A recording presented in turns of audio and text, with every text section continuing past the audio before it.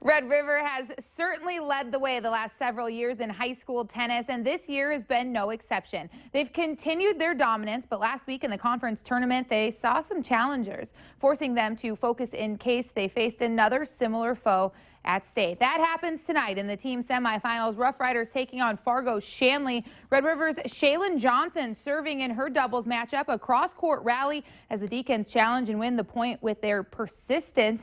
The Deacons come back for their first win in the duel, though. In singles play, Shanley's Olivia Keelan and Red River's Cindy Lynn battle it out with a flurry of deep court shots. The EDC champion prevails again in the end, and Red River cruises to yet another state final appearance with a sweep of the Deacons.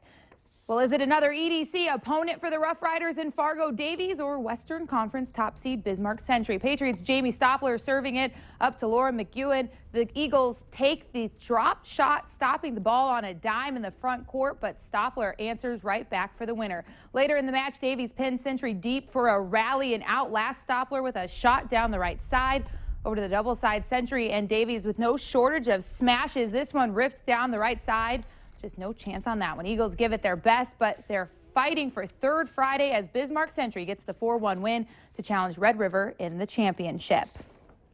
Well, West Fargo softball finished the regular season with a 20-3 record, going a perfect 16-0 in EDC play. The Packers earned the #1 seed in the EDC softball tournament taking place this weekend in Grand Forks. The 1 versus 8 matchup in the bottom of the first inning. West Fargo opens the scoring when Morgan Geisler singles through the right side and heads up base running by Morgan Sterling as she comes in from first. Packers up 1-0. Still in the first now, Madison Nelson sends one to left field, and Geisler beats the throw home to give the Packers a 2-0 lead. Fargo South breaks through in the second inning when Sydney Sheik homers over the left field fence. But it would be the only time the Bruins cross the plate. West Fargo wins it 7-1, while Grand Forks Central tops Davies 8-2. In the 4-5 matchup, Shanley and Red River in the bottom of the third. Shanley gets on the board with this Taylor Airholt single into left center to bring in 2 Deacon runners and make the score 2-1 for the Deacons. Move to the 5th now. Red River gets one back. Megan Ramage singles back up the middle. Jerica Rosendahl scores to make it 3-2 Shanley, but in the 6th with the score tied at 4, Sydney Weber sneaks one past the pitcher. It brings in 2 Shanley runs, and it proves to be the game-winning RBIs. The Deacons win 6-4 over Red River, while Valley City tops Fargo North 5-3.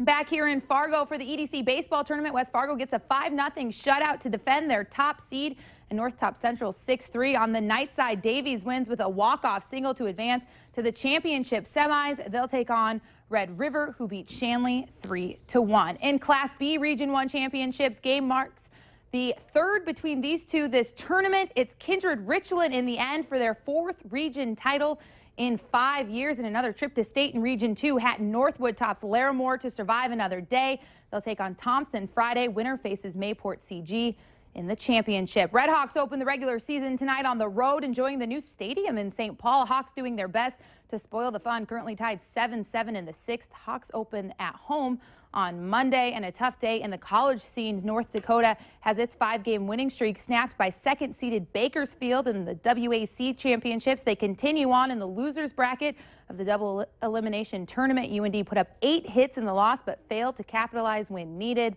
And in Sioux Falls, the Bison run out of firepower as they fail to shut the Dons down. Fort Wayne answered NDSU's 1-0 lead with 1 in the 2nd, 3 in the 3rd, and 6 in the 4th, leading to their 15-5 win over the Bison. And unfortunately not making air is the Chicago Blackhawks. Very, very unlikely loss to the Anaheim Ducks tonight. Well, they're still in it. They certainly are. Yes.